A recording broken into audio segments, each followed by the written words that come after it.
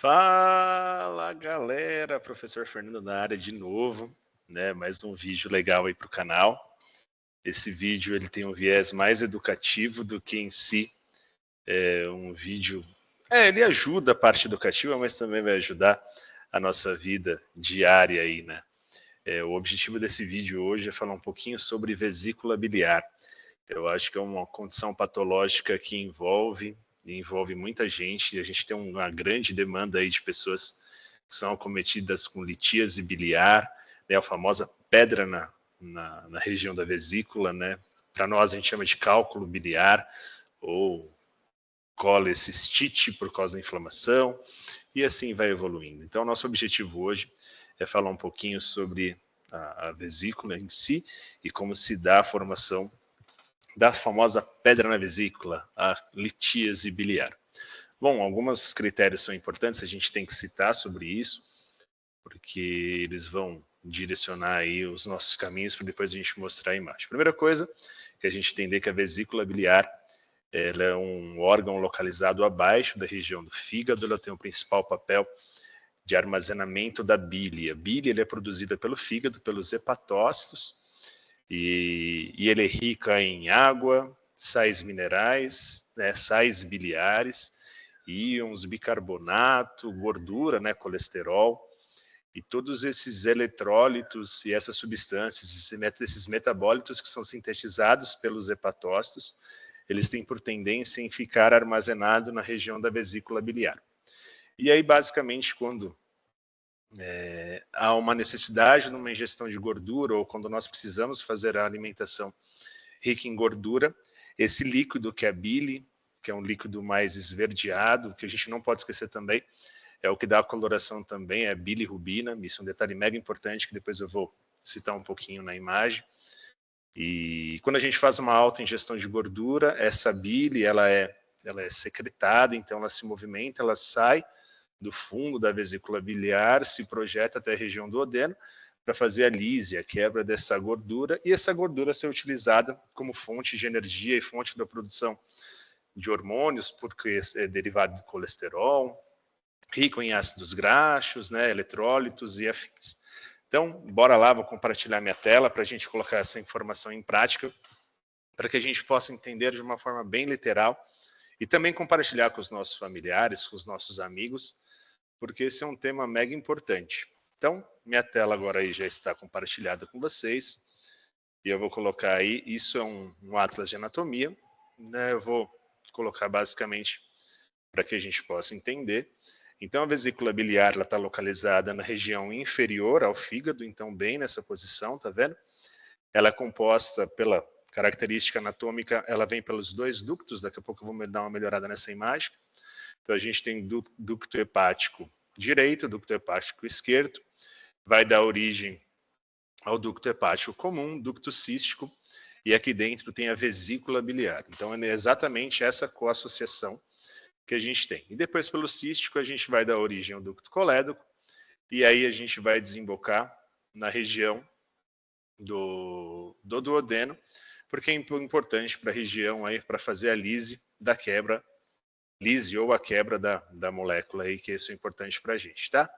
Então, bora lá fazer algumas projeções importantes. Então, primeiro ponto-chave disso é que a gente possa entender que acima a gente tem o fígado, então a bile ela é sintetizada e produzida pelos hepatócitos lá no fígado. Ela é composta por um conjunto de substâncias, então a primeira coisa ela é composta por composta por água, né, uma boa concentração, concentrações de sais biliares. Esses sais biliares são ricos em ácidos graxos e gorduras e outros tipos de metabólitos. O que a gente também tem muito nessa região é a produção de bilirrubina. A bilirrubina é um produto de degradação das hemácias, que é o que vai dar coloração também. É rico em bicarbonato e também rico em íons, né, como sódio, como potássio. Então, todos os hepatócitos, eles têm o papel de sintetizar e deixar mais ou menos esse composto armazenado dentro da vesícula. Mas como que ela funciona? E esse é o principal ponto importante disso. Então, toda vez que nós fizermos uma ingestão de gordura, por tendência, ele vai passar pelo processo do sistema digestivo, passou pela região do estômago, fez a quilificação, e aí esses derivados do ácido graxo, derivados da gordura, derivados do colesterol, são projetados na região do duodeno. Lembrando, a gordura, ela não é absorvida automaticamente, então ela não é um monossacarídeo que é absorvido automaticamente. A gordura, ela necessita de uma quebra. E como que a gente vai quebrar essa gordura? A gente tem 2 caminhos específicos para essa quebra. Então, a primeira coisa, essa ingestão desse alimento à base de gordura, e qualquer tipo de gordura, tá? Pode ser saturada, monossaturada, poliinsaturada, qualquer tipo de gordura.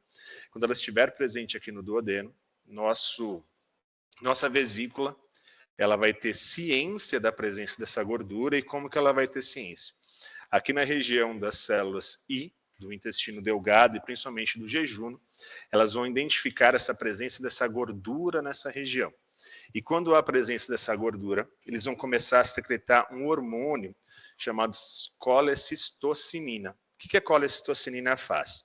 Quando a gordura estiver presente na região do duodeno, há um processo de secreção desse hormônio, e quando há secreção desse hormônio, começa a se promover um estímulo na região da vesícula para que ela faça o processo de contração. Então, para que haja uma quebra, uma emulsificação, uma lise da gordura presente ali no duodeno, a liberação desse hormônio, ela estimula o movimento da vesícula para fazer um movimento como se fosse parecido com o movimento peristáltico, só que em maior velocidade. Então, quando há ingestão de qualquer tipo de alimento gorduroso, ele vai estar presente no duodeno, e aí eu preciso de uma substância que faz a quebra, a emulsificação, a lise dessas gorduras presentes ali. Então, com a liberação desse hormônio, você estimula a vesícula biliar a secretar a bile.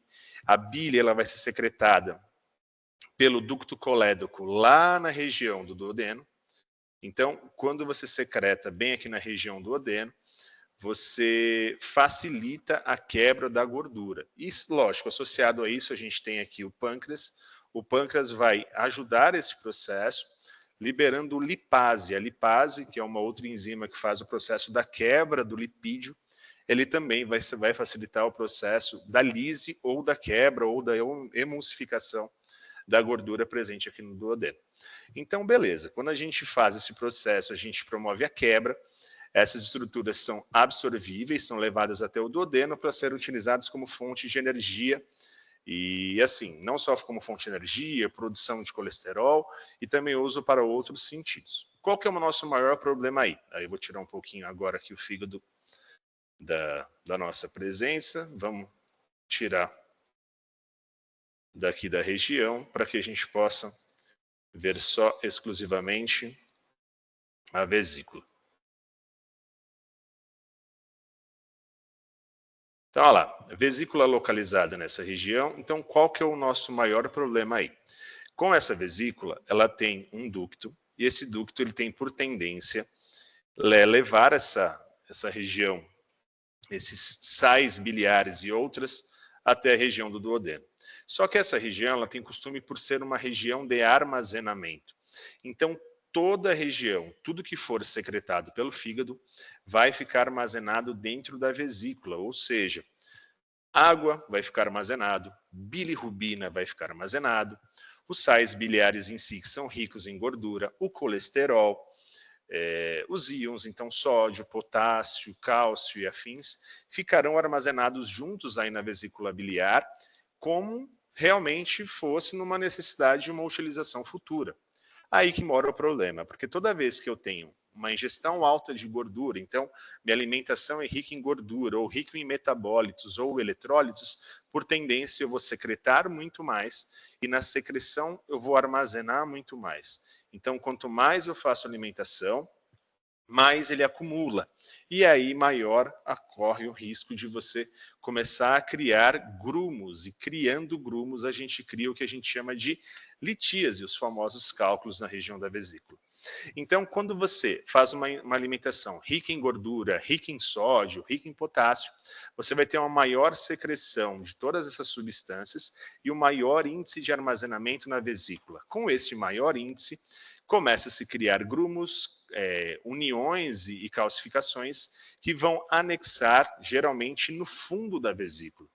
E aí vem o que a gente chama de cálculo ou litíase biliar. Existe um grande problema na produção de cálculos na região da vesícula. Bom, se o nosso objetivo é fazer com que eu envie até o duodeno uma substância que faz a quebra ou a lise ou a emulsificação de gordura, esses cálculos localizados, eles têm por tendência a criar uma obstrução tanto dentro da região da vesícula, como na região dos ductos, inclusive no ducto colédoco. E aí é um grande problema nesse caminho. Por quê?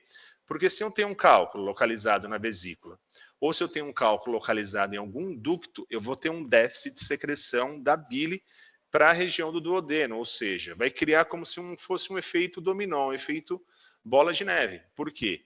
Eu vou ter mais cálculo, menos produção, menos secreção e maior ingestão de gordura, porque essa é a minha alimentação diária. Então, eu acabo me alimentando muito mais de gordura, porque é minha alimentação diária, eu consigo secretar menos a bile e começo a ter acúmulo. E aí existe um grande problema, porque eu preciso mudar a minha dieta. Muito difícil mudar a dieta. Eu preciso reduzir essa ingestão de gordura. É muito difícil. Diminuir essa ingestão de metabólitos, eletrólitos, muito complicado. E começa a vir as respostas de dor. Então, eu tenho muita dor na região superior ao lado direito do abdômen, na região ali do fígado, e eu começo a ter dor comparando com uma dor do cálculo renal. É uma dor muito forte, é uma dor sintetizada e que vai aprimorando, vai piorando a cada dia mais. Então, uma mega dica aí para a gente é cuidado com a ingestão de gordura, e eletrólitos, metabólitos, principalmente sódio e potássio. Eles vão aumentar a síntese da bile pelos hepatócitos e aí, consequentemente, você vai aumentar o risco de desenvolver litíase biliar e esse é um grande problema. Apenas mais um caso assim mega importante, que aí sempre a gente tem a dúvida. Professor, mas o que acontece então se nós tivermos que retirar a vesícula? Então eu fiz aí uma análise e retirei a vesícula. Prestem bastante atenção, isso é muito importante. Nós retiramos a vesícula, mas nós não retiramos o fígado, né? Então o corpo ainda continua sintetizando lá pelos hepatócitos a bile. O que acontece? Eu não tenho mais onde ter o armazenamento. E numa necessidade, o que o corpo faz? Então eu faço a ingestão de gordura, o meu fígado continua produzindo, só que eu não armazeno mais, ou seja, esse envio para promover o processo de lise, quebra ou emulsificação leva-se direto até o duodeno pelo ducto colédoco, passando aqui pelo esfíncter de Oddi. Então, o que vai mudar dessa história? Eu não tenho mais onde armazena. O meu hepatócito continua produzindo, meu fígado continua liberando, só que libera diretamente até o duodeno. E é uma dúvida que todo mundo tem, eu acho que a gente pode levar para encerrar por aí. Mas e aí, professor? Se eu continuar me alimentando com uma alimentação rica em gordura e não tenho mais vesícula, o que eu faço? Literalmente fica empachado. Então, as pessoas que retiraram a vesícula não conseguem mais fazer uma alta ingestão de gordura. Então, a dica para todos é: retire a vesícula, fazer uma dieta pobre em gordura, pobre em derivados da gordura, porque isso vai facilitar muito mais para não correr o risco do empachamento. Uma outra dica aí, os 3 primeiros meses, os 90 dias aí que sucedem, né, após a cirurgia, são cruciais para que o corpo crie-se estabilidade, ou seja, assuma homeostasia. Então, o corpo precisa entender que não se tem mais armazenamento e que a sua produção vai ser menor. Com isso, moram os grandes problemas, porque o corpo ainda não entendeu essa lógica que não tem mais onde armazenar. E aí é onde vem as diarreias, os incômodos, as dores. Então, muita atenção nesse critério. Bom, deixa eu parar de compartilhar minha tela e voltar aqui um pouquinho com vocês. Bom, é isso. Espero que vocês tenham conhecimento.